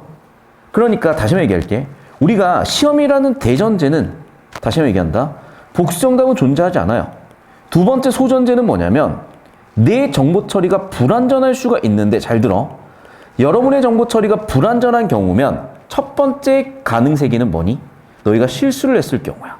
또는 너희가 실력이 부족해서야. 두 번째 가능세기에는 뭘까? 의도예요. 무슨 얘기야? 정보를 불충분하게 준 거라고. 하나만 더 얘기한다. 세 번째 가능세기는 뭐냐면 지문에서는 정보가 불충분한데 문항에서 출제하려고 설계한 거야. 이해됐어? 그럼 잘 보셔야 돼. 자, 지문에서 의도적으로 정보를 불충분하게 줬을 때 해법은 뭐냐면 판단하지 않는 겁니다. 왜? 정보가 없는데 왜 판단하고 있어? 이해됐어? 실수 같은 경우에는 평소에 길러놔야지 실전에서 어차피 터지는 거야. 그럼 믿는 건 두 가지야. 판단을 하지 않든지 어떻게 문제에서 해결되든지야. 됐어? 실제로 이 문제는 뭐였어? 그렇죠. 배경식이 필요했던 거였잖아. 그럼 다시 돌아와서 볼게. 결국에는 뭐야? 내가 여기서 판단하지 않는 게 해법이라는 거야. 그럼 4번만 가지고 판단에 대해서 정답 특정할 수가 있잖아요. 능지싸움이야. 능지싸움. 잘 따라오세요. 이게 한 방이 되는 친구도 있는데 정말 잘 들어야 돼. 이게 트레이닝하면 좋아져요. 그리고 저는 눈이 정확해요. 왜냐하면 통계이기 때문에. 진짜 내가 이걸 몇 년 했겠어. 얘들아, 제가 그때 사진 보여주지 않았어요? 최소 15년 전이야. 최소 15년 전이기 때문에 매년 수십 명이 뭐야? 수백 명 이상을 보기 때문에 어쨌든 통계적으로 확인해 주셨어. 자, 영상 끊을게요. 제가 올해 전반적으로 푸는 느낌은 좋아, 이번 되게. 그래서 뭐 거의 항상 제가 하고 싶었던 반이 있어요. 전원 1등급 나오는 반. 그리고 항상 그거를 했을 때는 정말 애들이 대학도 잘 갔고 그 다음에 저도 수업이 굉장히 잘 됐고. 근데 지금 이렇게 뭔가 반 구성이 예쁘게 구성되는 경우도 많이 없거든요. 너무 좋습니다. 훌륭하고요. 자, 우리 이걸로 경제지문은 끝납니다. 자, 20학년도 6월 평가원도 역시 난리가 났었던 건데, 왜냐하면 기출 연계를 못 봐서 그래. 그래서 이거 앞지문이 EBS 지문이거든요. 거기에 QE, Quantitative Ease라는 양적 완화와 QT, Quantitative Tightening 양적 긴축. 그래서 자, 이러한 통화 정책의 주체는 우리 중앙은행이라고 몇 번이나 말씀을 드렸고, 자, 중앙은행은 누구랑 거래를 한다? 시중은행이다라고 보시면 된다 그랬었죠. 사실 시중은행은 여러 가지 일들을 하는데 이 시중은행은 사실은 보통은 소비자나 기업을 대신한다고요. 그래서 얘네들은 소비자랑 기업이랑 뭐 하니? 예금도 받아주고 대출도 받죠. 그럼 당연한 얘기지만 시중은행이 돈을 버는 구조는 뭐냐? 예금 받아서 예금이자 주고 대출을 해서 대출이자 받는 거야. 그러면 당연히 예금과 대출 이자가 다를 거 아니야. 그래서 예금이자와 대출 이자의 차이, 이걸 뭐라고 하니? 예대마진이라고 해. 그래서 이 예대마진이 주수입원이에요. 그래서 예를 들면 대출이자가 10%야. 뭐 예금이자가 5%야. 그러면 산술적으로 계산하면 예대마진은 한 5% 정도 나오겠죠. 된 여기까지? 자, 다시 돌아와서. 자, 중요한 건 그런데 중앙은행과 시중은행이 주로 하는 일들이고 이 지문에서는 뭐에 대한 얘기가 나옵니까? 중앙은행이 통화정책이라는 걸 한대. 그럼 통화정책이라는 걸 어떻게 하는 거냐면 잘 보세요, 여러분. 이 위쪽을 quantitative ease, 양적 완화라고 합니다. 기억해 놓으세요. 양적 완화라고. 이 양적 완화라는 게 뭐냐면 통화량을 푸는 정책인데 시중은행이 가지고 있는 채권을 얘네가 사들이면 시중은행은 보유하고 있는 통화량이 늘 수밖에 없죠. 시중은행이 보유하고 있는 통화량이 늘었다는 건 잘 보셔야 돼. 이 지문에서 세 가지를 얘기해요. 자, 첫 번째는 얘들아 잘 봐. 첫 번째는 통화량이 늘었다. 뭐든지 공급이 늘면 뭐가 떨어집니까? 가치가 떨어지죠. 화폐 가치가 떨어지겠죠. 그러면 첫 번째. 자, 두 번째는 이거야 얘들아. 두 번째는 채권 가격과 금리의 관계인데요. 채권 가격과 금리의 관계는 역의 거예요. 여기까지 되셨어요? 채권 가격과 금리는 역의 관계야. 선생님이 저는 이거 잘 모르겠는데요. 그러니까 지금 과제로 내드렸거나 수업 시간에 여기 배경식 채워드려야 될 거 채워드릴 거야. 세 번째는 얘네들끼리 뭐 대출 경쟁을 해요. 왜? 아니 봐봐. 채권이라는 거 결국에는 빚증서잖아요. 그럼 지금 빚증서를 가지고 있어야 이자를 받을 텐데 지금 빚증서를 다 팔아버렸으니 얘네 입장에서는 빚 증소가 없으면 대출이자 못 받잖아. 그러니까 이제는 새로운 대출을 일으키려고 대출 경쟁을 하다 보면 당연한 얘기지만 시중금리가 떨어집니다. 금리는 이자율이 얘들아. 그럼 금리와 이자율이 떨어졌으니 소비자 입장에서는 돈 빌리기가 쉽죠. 기업 입장에서 돈 빌리기가 쉬워요. 따라서 가게나 기업에 신용과 대출은 동의어야. 신용과 대출이 늘어. 신용과 대출이 늘었으니까 어떻게 되니? 돈이 많아지니까 소비도 많아지고 투자도 많아지죠. 자, 이런 식이야. 예를 들면 10억짜리 집이 있다고 치자. 그게 대출 금리가 10%면 1년에 1억을 내고 살아야 돼. 한 달에 약 1,000만 원이죠. 그런데 대출 금리가 0.1%라고 해봐. 100만 원만 내고 살 수 있니? 계산 맞아? 맞냐고? 맞아요. 그럼 얘들아, 한 달에 이자 10만 원 내고 사는 거야. 여러분, 저기 있는 60평짜리 집이 월세가 10만 원이 돼버리는 거야. 너도 나도 대출 받아서 사겠죠. 또는 너도 나도 대출 받아서 집을 사고 소비 투자를 하다 보면 당연히 수요도 늘고 공급도 늘어요. 수요도 늘고 공급도 늘었으니까 당연히 경기는 활성화되는데 경기가 활성화되면 뭐가 또 늘어나니? 구매력이 좋아져. 근데 절대로 여러분, 한 번 생산 늘리면 그거 줄이기가 힘들거든. 구매력 좋아지면 어쩔 수 없이 생산은 천천히 따라오니까 물가는 뛸 수밖에 없어요. 자, 물가가 뛰면 어떤 문제가 생긴다? 사회적 불안도 커져요. 그럼 그 사회적 불안을 해소하기 위해서 어떻게 해야 돼? 물가를 낮춰야 되는 거고, 물가 낮추는 방향으로 가기 위해서 이제는 뭐 한다? 우리 양적 긴축이라는 걸 한다. quantitative tightening. 그래서 양적 긴축을 하게 되면 돈줄을 죄는 거예요. 그래서 시중은행이 그게 다시 채권을 매도합니다. 그럼 시중은행은 들고 있었던 통화량이 줄겠죠. 돈이 줄었네? 야, 우리 대출을 못 해줄 것 같은데? 잠깐만. 근데 돈을 꺼가겠다는 사람은 여전히 많아. 야, 그럼 금리를 높여도 되겠다. 야. 라고 하면서 금리가 높아지고, 금리가 높아졌으니까 신용과 대출은 줄어들겠으며, 신용과 대출이 줄었으니까 당연히 소비와 투자도 줄겠죠. 소비와 투자가 줄었으니까 수요도 공급도 줄 것인데, 수요 공급이 줄었으니까 당연히 경기는 진정될 것이고, 그럼 당연히 물가도 떨어지겠지만 이게 계속돼 버리면 저성장 침체로 가니 다시 양적 완화로 갈 수 있다는 거야. 라는 걸 여러분이 그냥 별 가무 없이 듣는 이유는 왜 그런 거냐면 이미 다 배우셨다고 생각하기 때문이고, 내가 이걸 왜 쓰는 거냐? 이 질문은 딱 여기서 다 풀리기 때문인데, 자, 이쪽으로 따라오십시오. 1단락. 전통적인 통화정책이라고, 전통적인 통화정책, 전통적이랑 어디에 더 붙었지? 뭐 가지고 뭐를, 그렇죠. 금리를 가지고 물가 조정하는 거야. 자, 저 따라오세요. 뭐 가지고 뭘 조정한다? 금리를 가지고 물가 조정을 한다고요. 금리를 가지고 물가 조정을 한다요. 저는 시중금리를 가지고 했지만 얘네들은 다시 중앙은행의 기준금리 가지고도 조정할 수가 있어. 자, 경기가 과열된 문제를 해결하기 위해서 어떻게? 금리를 인상해버리면 돈을 빌리는 가격이 높아지니 사람들이 돈을 못 빌리면서 경기가 진정된다. 아래쪽에 있는 quantitative tightening, 양적 긴축을 얘기하고 있는 거고. 자, 됐니? 반면에 경기가 침체됐을 때는 반대 가정을 하려고 하는데 이게 두 가지 의도가 있는 거야, 얘들아. 첫 번째는 제가 왼쪽에다가 저렇게 우다다다 쏟아낼 수 있었던 이유는 이미 이게 어디서 다뤘기 때문에 18학년도 6월에 이미 다뤘기 때문이야. 그리고 18학년도 수능에서 뭘 다뤘기 때문에 오버슈팅 지문까지 해서 이걸 다뤘기 때문이야. 이게 첫 번째 의도고, 두 번째 의도는 여러분 보기랑 관련이 되는데, 지금 문제가요, 경기를 진정시키는 건 되는데 경기를 부양하는 데서 계속해서 문제가 됐기 때문에 지금 내는 거거든. 자, 그래서 봐봐. 경기가 침체됐을 때 경기를 부양하기 위한 게 잘 안 되더라는 거야. 이게 뭐라고? 보기 문제로 이어지고 있을 거야.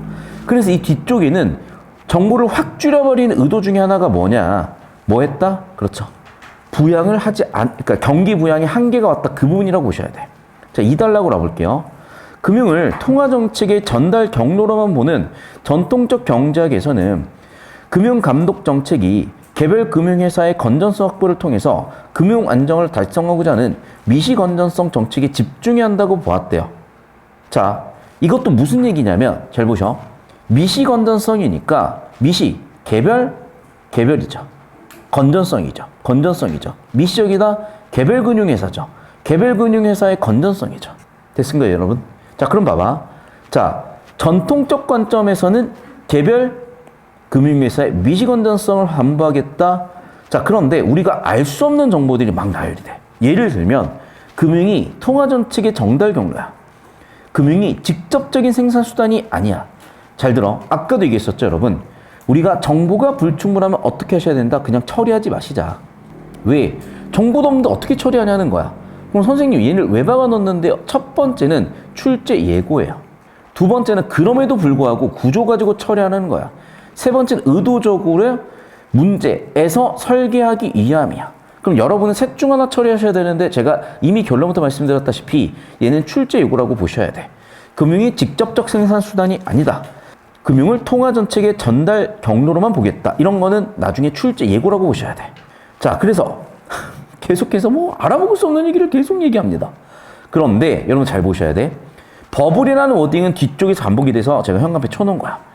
자, 그래서 하고 싶은 얘기는 뭔지요?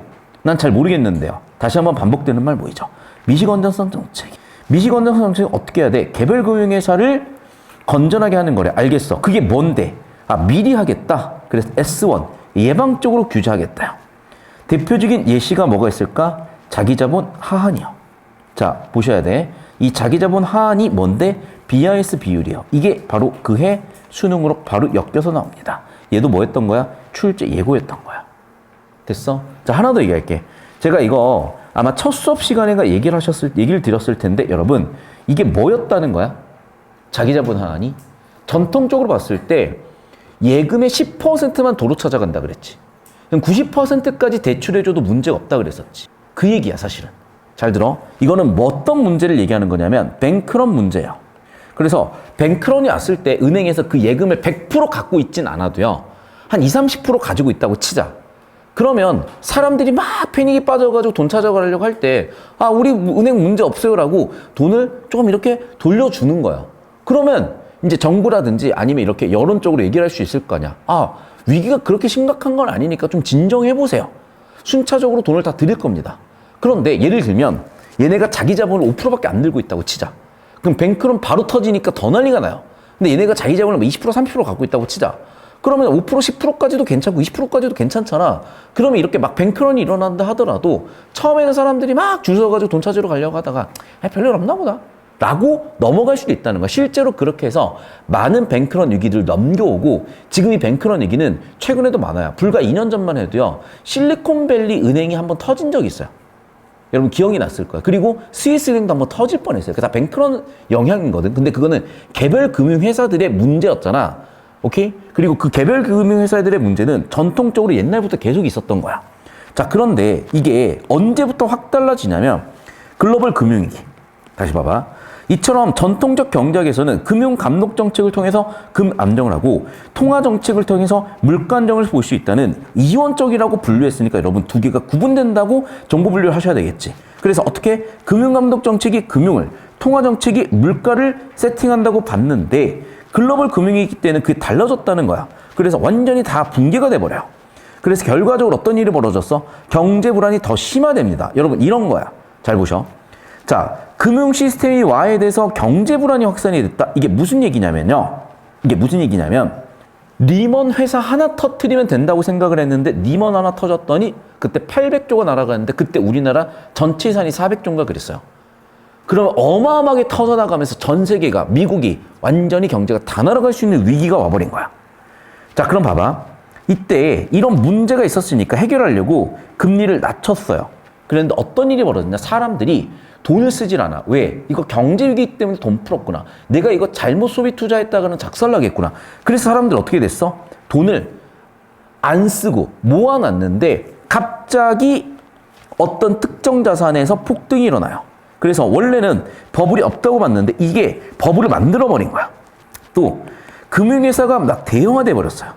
그래서 금융 시스템 붕괴까지 이어져 버릴 수 있는 그런 상황들이 벌어졌다는 거야. 자, 그러면 이제 기존 정책은 한계가 왔잖아. 그래서 해결할 방법은 어떻게 되는 거야? 그렇죠. 물가 안정, 합집합, 금융 안정까지 같이 가져야 되고 미시 건전성은 물론이거니와 어떻게 거시 건전성까지 담보해야 된다. 두 가지 다 와야 된다가 된 거죠. 그래서 결과적으로 어떻게 된다? 상호 보완적으로 가야 된다까지 온 거야. 자, 그런데 봐라. 이게 EBS에서도 나왔고 기출에서도 이미 나왔다 보니까 정보를요 되게 뭉텅이로 처리를 해버렸어요. 자, 일단 여기까지 구조 잡아보시고 자, 잘 보셔. 구조가 잡히신 친구들은 이제 우리가 이렇게 정리가 될 수 있을 거예요. 자, 이쪽으로 따라옵시다. 자, 1단락은요 왼쪽에 통화정책 배경지식으로 처리 끝이야. 그래서 자, 다시 한번 얘기할게요. 전통적인 통화 정책이 있었고, 두 번째, 전통적인 뭐가 있었어? 금융 감독 정책이 있었던 거야. 자, 그리고 3단락에서 초반부에 1단락과 2단락을 요약하면서 재반복하는 게 보이시죠? 그래서 1단락, 전통적인 통화 정책과 2단락, 전통적인 금융 감독 정책은 어떻게 돼야 돼? 이분법적으로. 그래서 이원화돼서 했던 게 기존의 방식이야.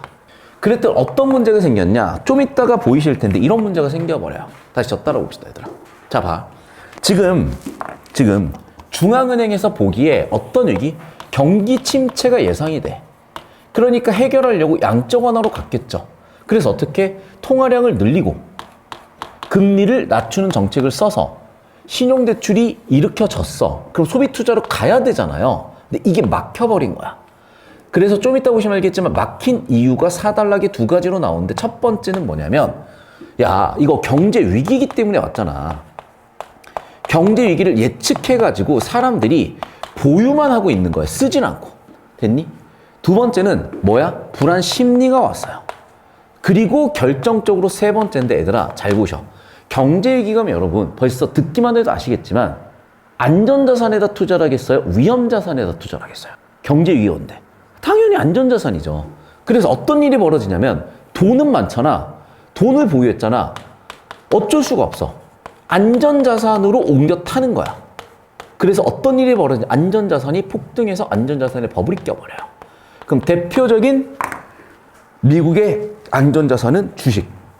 그때는 가라고 했어. 마이크로소프트, 아마존, 구글, 애플이었어요. 대한민국에서는 뭐였을까? 부동산인데 어떤 부동산이야? 정확하게 강남 부동산이야. 미친 듯이 폭등을 해버리는 거야. 그런데 버블이 생기면 이게 꺼지면서 나중에 더 큰 문제가 생길 수가 있는 거야. 그래서 어마어마하게 문제가 됐고 그걸 해결하려고 했었던 그런 지문이라고 보시면 되겠어. 자, 그래서 3달러 보시면 알겠지만 기존 방식은 어쨌다? 이원화된 방식이었다. 자, 그런데 뭐가 터져버렸다? 글로벌 파이낸스 크라시스. 글로벌 금융위기가 터졌고 글로벌 금융위기가 터진 이유는 아까도 얘기했대요. 첫 번째, 두 번째, 세 번째가 있는데 첫 번째는 뭐였다? 너무나 대형화돼 버렸다. 두 번째는 개별 금융회사들의 문제라기보다는 얘네가 시스템적으로 엮여버렸어요. 그래서 한두 개 회사의 부실이 여러 회사의 부실로 번질 수 있는 구조가 만들어져 버린 거야. 이해됐니? 좀 이따 보시면 알겠지만 어떤 심리적인 문제라든지 사람들이 소비 투자를 하지 않고 뭐로 가버려? 전부 다 투기. 그래서 버블이 키워져 버리는 문제가 생겨버리는 거야. 이해됐니? 자, 그럼 봐봐. 이런 문제의 원인들을 확인을 했기 때문에 해결을 해야 될 거 아니야. 그래서 이제 해결책 제시하는 게 3달러 끝부분에 나와 있어요. 그럼 봐봐. 옛날에는 두 개를 쪼개서 보는 이원화였으면 이제 어떻게 봐야 되겠어? 그렇죠. 이원화 하지 않아야 될 거 아니야. 그래서 1달락, 2달락에 나왔었던 전통적인 통화 정책과 전통적인 금융감독 정책을 같이 가야 되는 거고요. 동시에 2단락에 나왔었던 기업, 미시 건전성은 물론 이거니와 모두 가져갔어야 돼. 거시 건전성도 같이 가져가줬어야 되는 거야. 그래서 다시 얘기한다. 해결 방법 첫 번째는 뭐야? 1달락, 2달락에 나와 있는 통화 정책과 금융감독 정책 이원하지 않고 함께 처리하시는 것이고 두 번째 해결 방법은 뭐였다? 미시 거시도 역시 마찬가지 같이 가셔야 되는 그런 문제였다는 거야. 여기까지 잡히셨습니까? 자, 저 따라오세요. 선생님, 저는 배경시 없었는데 어떻게 그렇게 잡힐 수 있나요? 다시 한번 얘기하지만 그래서 여러분한테 아무 힌트 없이 풀어보라고 했던 거고 두 번째는 그 아무 힌트 없이 나름대로 잘 푸셨으니까 이렇게 빠진 그림을 채워 넣어보시라는 겁니다. 자, 그러면 거시건전성이라는 게 뭔지 받았는데 뭐다? 개별금융회사 차원이 아니라 금융시스템이다. 개별금융회사는 뭐야? 미시건전성이죠. 플러스 뭐라고? 전체 시스템까지 봐야 된다. 자, 이때 거시건전성은 거시건전성이 담보할 수 없다는 담보할 수 있는 충분 조건이 되지 못한다는 구성의 오류의 논리적 기반을 두고 있는데 도대체 뭔 소리인지 모르겠죠. 그래서 하고 싶은 얘기가 뭔데? 자, 다시 볼게. 그래서 하고 싶은 얘기는 어떻게 돼야 돼? 예방적으로 해결을 해보죠, 일단. 그래서 자, 미시건전성 정책과 뭐가 다른지 모르겠는데 아니, 얘들아, 발췌의독을 해버리잖아. 그럼 예방적 규제를 하니까 미시건전성과 다르냐인데 얘들아, 상식적으로 생각을 해보세요. 미시건전성이라고 예방을 안 하겠니, 그러면? 그러니까 봐봐. 차별화되는 지점을 상식적으로 생각해 보시면 예방적 규제라기보다는 뭐라고 해야 되는 거야? 금융 시스템 전체를 본다고 봐야죠. 왜? 대립되는 단어는 미시냐 시스템이냐잖아. 전체적으로 봐야 되냐 미시적으로 봐야 되냐잖아. 그러니까 결국 무슨 얘기야? 2단락에 나와 있는 미시건정석 정책과 대립되는 건 뭐야? 거시적으로 볼 것이냐, 미시적으로 볼 것이냐, 이 대립되는 워딩으로 봐야지 여기서 자꾸 예방적 규제의 내용일치 발췌독을 왜곡을 하시면은 이것 때문에 오류가 되기 때문에 다시 한번 얘기한다. 이렇게 일부 내용만 이렇게 들고 와서 접근 판단의 근거를 잡는 게 좋은 습관이 아니라고 제가 자꾸 얘기하는 거예요. 자, 그래서 5단락 볼게. 거시건전성 정책의 목표를 효과적으로 달성하기 위해서는 자, 어떻게 해야 돼? 여러 가지 도입이 필요한데 그 중에서도 특히 수능성이라는 개념이 있대요. 호황일 때 어떻게 돼?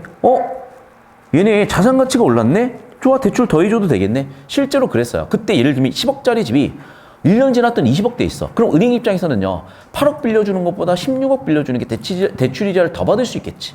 그래서 실제로 그때는요, 어마어마하게 대출이 늘어나. 그러면 대출을 넣어놨는데, 자산 가격이 집이 10억짜리가 20억이 됐어. 사람들은 20억짜리 돈 주고 더 사겠죠. 30억이 되겠죠. 그럼 은행 입장에서는 20억짜리가 담보가 30억이 됐어. 그럼 이번에는 25억을 빌려줘도 되겠네라고 하면서 돈을 더 빌려주니까 계속 버블이 더 심해지겠죠. 반면에 불황일 때는 그런 반대 상황이 되니까 해결하기 위해서 뭐 해야 돼? 완충자본 제도를 쓰겠대. 그래서 어떻게 해야 돼? 자, 경기 과열에 문제가 생겼을 때 최저자기자본 플러스 자기자본 완충자본을 쌓아놓는 거야. 그래서 어떻게? 과도한 신용 팽창을 억제하자. 한편 적립된 완충자본은 대출 지원을 쓸 수 있다. 자, 여기다 흐름을 잡아볼게요. 잘 들어. 여기까지 해서 이제 4달러 흐름이 잡혔고 5달러 흐름은 뭐야? 수능성 얘기예요. 잠깐 이거 좀 지워야 되거든. 그러니까 얘들아 필기나 사진을 좀 해놓으셔야 돼. 위에다 쓸까? 위에다 쓰자. 잘 봐. 지금 5단락 수능성 문제인데요. 수능성은 이런 거야, 얘들아. 자, 5단락 수능성이야. 잘 보셔. 지금 봐. 물가 또는 자산 가치가 떴다고 생각을 하자. 그럼 자산 가치가 떴다는 얘기는요. 뭐도 뛰는 거야? 담보 가치도 뛰는 거야. 그럼 담보 가치도 떼어버렸으니까 금융회사, 은행 입장에서는 뭐를 더 올려줄 수가 있겠어요? 부채 비율을 더 부채 비율을 같은 부채 비율이어도 예를 들면 봐봐. 10억에 50% 부채 비율이었으면 5억이었는데 20억에 50%면 10억을 빌려줄 수 있으니까 신용대출이 늘어. 신용대출이 늘었으니까 돈이 많아서 소비 투자가 또 늘어. 수요 공급이 또 늘어. 경기 더 좋아져. 돈이 더 많아지고 자산 가치는 더 오르니까 담보 가치 더 올라서 이해돼요? 수능성 때문에 더 버블이 껴버리는 거야. 자, 그러면 이 수능성이라는 문제 원인, 문제를 해결하기 위해서 어떻게 해야 되겠다? 완충자본을 쌓자는 거야. 좀만 힘냅시다. 자, 그럼 봐봐. 완충자본이라는 게 뭐냐? 이렇게 하자는 거야. 완충자본이라는 거는. 자, 너희 그렇게 수능성이 와서 난리가 나니까 경기가 좋을 때는 자본을 뭐 하자?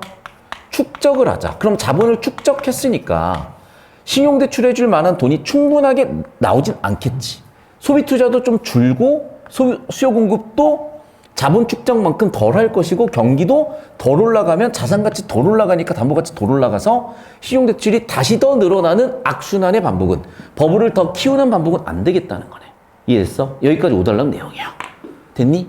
자, 여기까지 여러분 필기하셔야 돼. 선생님 그래서 30초 잡아주시고요. 잠깐 영상 끊을 거야. 얘들아 필기하셔야 돼. 그래야 답이 깔끔하게 나와요. 필기하세요. 그리고 손으로 2번, 3번 필기하셔야 되는 이유는 왜 그런 거냐면 그러셔야 이걸 알고 있다고 전제하고 앞으로 시험을 계속 낸다는 거야. 그러니까 이걸 모르는 상태에서 자꾸 접근하시면요. 나중에 계속 굉장히 피곤해지는 일만 반복되기 때문에 지금 정확하게 정리해 두시고 문제 볼게요. 첫 번째 문제. 자, 보셔. 글의 주제는요. 글로벌 금융위기 이전이냐 이후냐로 쪼개놓고 있는 거 보이시죠? 자, 글로벌 금융위기 이전에는 해결 방법이 뭐였냐면요. 기업, 미시 건전성이었죠. 무슨 구조다? PS 구조로 미시 건전성이었다. 자, 그런데 봐. 선생님, 1번 선지 판단이 안 돼요. 자, 이렇게 하자고. 여기는 뭐라고? 세부 정보기 때문에 판단이 어렵다는 거예요. 넘어가세요. 자, 2번 선지 봐. 개별 금융회사가 건전한 게 미시 건전성이기 때문에 얘는 놓치면 안 되는 거죠. 됐니? 그래서 개별 금융회사가 건전하다고 금융안정이 달성된다고 봤잖아. 자, 3번 선지 봅시다. 글로벌 금융위기 이전에는 경계 침체기에 통화정책과 더불어 금융감독 정책을 통해 경기를 부양해야 된다고 보았다. 자, 봐봐. 이게 여러분, 이 더불어라는 말을 제가 여러분 수업 때 아마 되게 강조해서 얘기했던 것 같은데, 봐. 더불어라는 말과 대립되는 정보가 뭐였어? 이원적이었잖아. 맞죠? 이원적은 뭐야? 두 개를 쪼개보겠다는 거잖아. 더불어는 같이 보겠다는 거잖아.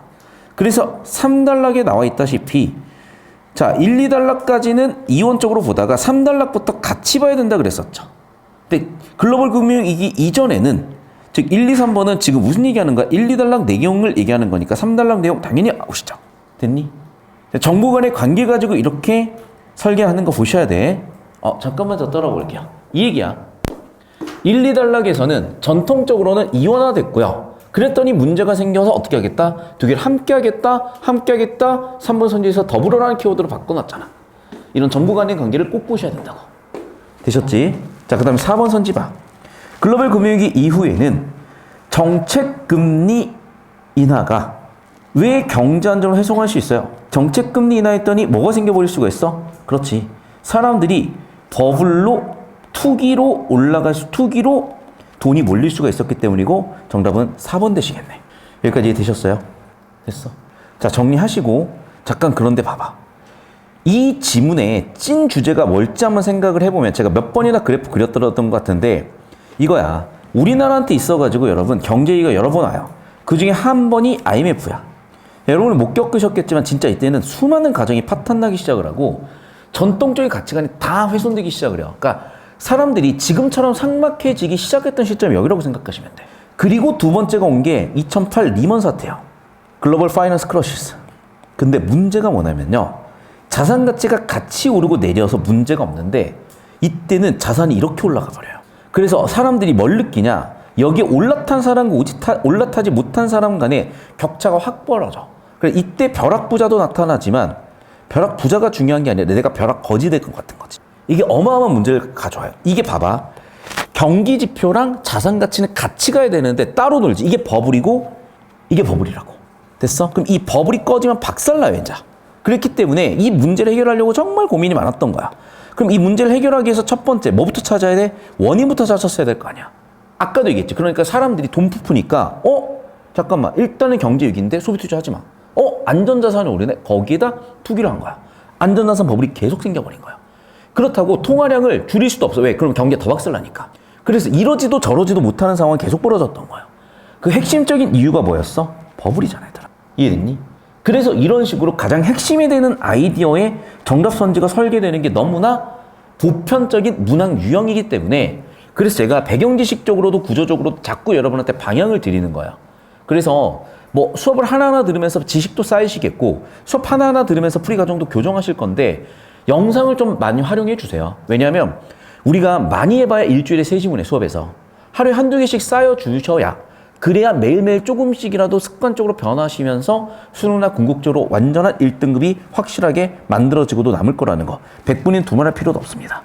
자, 계속해서 기억과 니은인데요. 기억은 미시고 니은은 것이지. 자, 그럼 봐, 얘들아. 1번.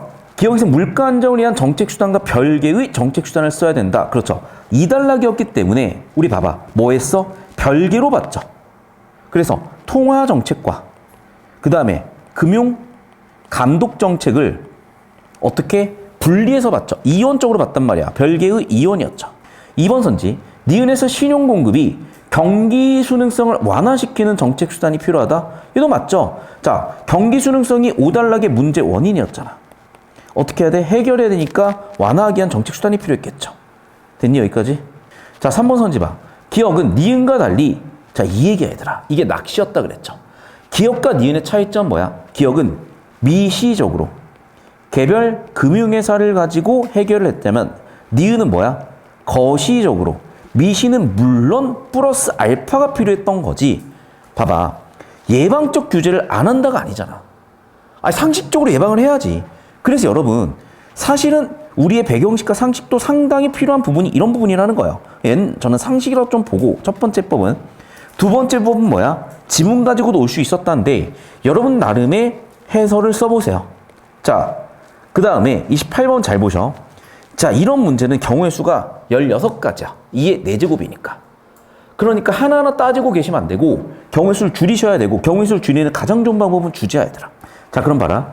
경기가 호황 또는 불황. 자, 일단 경기가 침체됐다고 생각을 하자. 그럼 봐라. 미신지 것인지 모르잖아. 근데 근거는 완충자본제도지. 완충자본제도는요, 1, 2단락이 아니라 3단락 이후에 거시건정성 정책에서 나왔잖아요. 그래서 봐봐. 완충자본 때문에 거시는 확정이야. 거시는 확정이야. 계속 봐. 그럼 봐봐. 거시 건전성에서 경기가 박살났으니까 완충자본을 사용해가지고 돈을 풀려고 하겠죠. 이해됐니? 그래서 불황일 때는 사용해야 돼. 자, 그 다음 봐봐. 이단락 주제가 뭐였어요? 미시건전성. 미시건전성은 뭐였는데? 그렇죠. 자기 자본을 확보하자. 정답 1번 끝이네, 그러면. 여기까지 이해되셨을까요? 네, 필기 정리하시고. 자, 마지막 문제인데 이 문제도 논란이 진짜 뒤졌어요. 근데 얘들아 봐. 보기의 전제는 뭐냐면 비대칭적이래요. 그래서 경기가 과열되었을 때 경기를 진정시키는 건 가능하다는 거야. 자, 그럼 봐봐. 반대로 경기를 살리는 그거를 뭐라고? 경기를 부양하는 거죠. 자, 경기를 부양하는 건 된다 안 된다? 안 된대. 왜 안 된대? 경기 부양이 안 되는 첫 번째 이유. 자, 은행이 대출을 늘려서 신용공급을 늘리려고 해도 첫 번째 소비심리 위축, 두 번째 투자를 안 해. 즉 소비와 투자가 일어나질 않아. 그러면 오히려 어떤 일이 벌어지니? 버블이 생겨버리죠. 그래서 정리한다. 뭐라고? 첫 번째 소비심리 위축 또는 투자를 하지 않음으로써 돈은 남아 돌아. 결국 어떤 일이 벌어진다? 버블이 생겨버린다. 이 비대칭적인 상황, 즉 진정은 되지만 위로 올리는 게 안 되는 이런 비대칭적인 상황을 보기의 주제로 줬잖아요. 여기까지 이해되셨니? 자, 그럼 1번 선지 보셔. 자, 금 위로 올리기는 경기 침체가 왔어요. 그래서 해결하려고 금리 낮추고 통화량 늘렸더니 경기가 살아나야 되는데 경기는 살아나지 않고 뭐만 늘어나더라? 버블만 키우더라. 맞죠? 2번 선지. 현실에서 경기가 침체되었을 때 해결 방법이 있다는 거 없다는 거야. 자, 있어야 되는데 해결하려고 정책금리 인하했더니 어떤 요인 때문에 달라질 수 있더라? 그렇죠. 사람들의 심리 또는 기업의 투자 대상의 문제에 따라 달라질 수 있더라. C2 때문에 달라질 수 있더라. 보기 다 나와 있네. 봐. 버블 때문에 문제가 될 수 있더라. 봐. 보시면 소비 심리 때문에 문제가 될 수 있더라. 3번 선지. 금 위로 올리기가 있을 경우 경기 침체기에 금융 안정을 달성하려면 경기 대응 완충 자본 제도의 도입이 필요하겠군. 여기서 진짜 많이 낚인 거야, 얘들아. 다시 봐, 얘들아. 잘 보셔. 경기 침체가 왔잖아요. 자, 그럼 봐. 해결하기 위해서 어떻게 해야 돼? 경기를 부양해야지. 맞죠? 맞아? 자, 근데 봐. 전제가 뭐예요? 금 위로 올리기죠. 부양이 가능하다, 불가능하다, 그럼. 그 얘기야. 주제가 금 위로 올리기예요. 그러면 부양이 어렵다, 된다, 안 된다가 보기의 주제잖아. 그러니까 주제 가지고 접근하셨으면 3번이 틀렸구나가 쉽게 보이는데 자꾸 지엽적으로, 인과적으로, 원리적으로 갔다 보니까 잘 안 됐던 거고 선생님, 저는 그렇게 해서 맞았는데요. 자, 그런 친구들은요. 1, 2, 3, 4, 5번을 다 따져봐. 오히려 미국로 가요. 시간 안에 풀기가 되게 힘들어져. 선생님, 저는 거 다 뚫어냈는데요. 오케이. 그 친구들은 뒤쪽에다 자기 나름대로의 해법을 쓰셔서 오셔봐. 자, 근데 잘 들어야 돼. 다시 한번 얘기한다. 우리가 시간이 없다, 실전이다, 그런 상황들을 다 고려하잖아. 금 위로 올리가 있으면 다시 한번 얘기할게요. 부양 자체가 힘든 상황이에요, 지금. 부양 자체가 힘든 상황이라고. 두 번째는 이거야. 사실은 배경지식적인 부분인데, 금 위로 올리가 있다고 치자. 이런 상황이 벌어졌다고 치자. 자, 그럼 봐. 자, 지금 경기가 박살났죠. 그러면 완충자본을 사용해야 돼, 보유해야 돼? 사용해야죠. 완충자본을 사용하니까 뭐를 더 늘려버리니? 신용 공급을 더 늘려버리죠. 어머나, 이 많은 돈은 더 어디로 갈까? 버블로 더 쏟아져 버리는. 자, 더 따라보세요. 자, 봐봐. 경기가 박살났을 때 어떻게 써야 돼? 경기가 박살났을 때 완충자본을 사용해야 돼. 완충자본을 사용하면 어떻게 되니? 신용대출을 늘려주겠죠. 소비투자를 늘려줘야 되는데 이쪽으로 가진 않는다니까. 신용대출을 늘려줬더니 무슨 일만 터지더라? 버블만 더 키워버리더라. 돈은 안 쓰고 투기만 더 하더라는 거야. 이해됐어요? 그러니까 보기 상황이 주어졌을 때 두 가지로 풀 수가 있는데 첫 번째는 해법이 없다고. 해법이 있다? 오케이. 3번대로 그러면 완충자본 제도를 쓰자. 경기가 박살났으니까 완충자본을 써. 그러면 신용대출을 더 해달래. 신용대출 해주니까 어떤 일이 벌어지니? 사람들이 소비 투자는 안 하고 더 안전자산에 돈이 쏠리니까 버블만 더 터지겠죠. 더 큰 문제만 생기겠죠. 그래서 배경지식적으로 처리하셨든 아니면 주제로 집중하셔서 애초에 이런 일이 일어나지 않아도 터셨던 두 가지 접근 원리가 있다는 겁니다.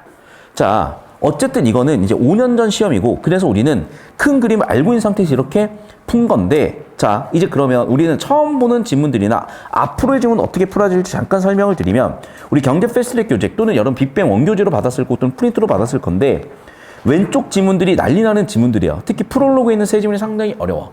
자, 그래서 얘는 다음 주에 수업을 할 수 있으면 좋겠는데 일단 여러분 풀어오셔서 어떤 느낌인지 얘기를 해주세요. 너무 어려우면 다음으로 미룰 거고 또는 시도를 해보고 싶으면 해볼게. 그래서 다음 주 수업 예상은 프롤로그 세 지문에 초점을 둘 것 같아. 자, 그리고 나머지 프리퀄 지문이나 에픽 지문들은 최대한 풀어서 보충 영상까지 보고 오시면 좋겠고요. 그 다음에 시퀄 지문들은 출제 예측이 되는 지문들이야. 그래서 쭉 풀어오시면 알겠지만 50%가 계속 반복되는 얘기를 하고 있을 거야. 그리고 되게 비교적 구조 처리했을 때 답이 쉽게 나온다든지 소재적으로도 출제 가능성이 높은 것들을 묶어놨기 때문에 경제는 그냥 이걸로 거의 80% 완결된다고 생각하시면 되겠습니다.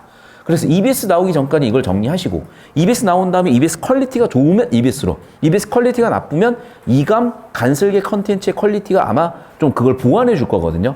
활용해서 갈 때까지 이 교재를 가지고 경제를 완성 짓도록 할게요. 자, 고생하셨고 오늘 수업은 여기까지고요. 자, 얘들아, 과제는 뭐냐면 오늘 경제 패스트랙 나갔잖아요. 혹시 이거 다 풀어온 사람 손. 원래로 과제가 나갔다. 오케이, 처음 과제가 나갔네. 자, 이반의 과제는 뭐냐면 우리가 지금 2주 뒤에 볼 거야. 다음 주 설 휴강이고 다다음 주에 볼 거예요. 오케이? 다다음 주에 볼 거기 때문에 이 경제 패스트랙 나간 걸 다 풀어오셔. 첫 번째는. 두 번째는 1, 2, 3강을 제외하고 영상을 최대한 봐오셔. 되셨죠? 그 다음에 세 번째는 지금 법논리 철학 받으셨죠? 자, 법논리 철학의 파트 1, 2, 3를 최대한 풀어오세요. 파트 1, 2, 3를 최대한 풀어오세요. 됐어? 그래서 경제 왼쪽 에픽까지 최대한 푸시고 법논리 철학 최대 풀어오셔서 잘 들어. 푸시고 이거는 수업을 같이 하고 싶다는 지문들은 전부 다 카톡으로 다 올려주세요. 그럼 그런 지문들 위주로 봐드릴 거고 한 명 한 명 틀리거나 헤매고 있는 것들 위주로 제가 수업 시간 중간중간 챙겨드리겠습니다. 자, 고생 많으셨습니다. 안녕히 가세요, 여러분.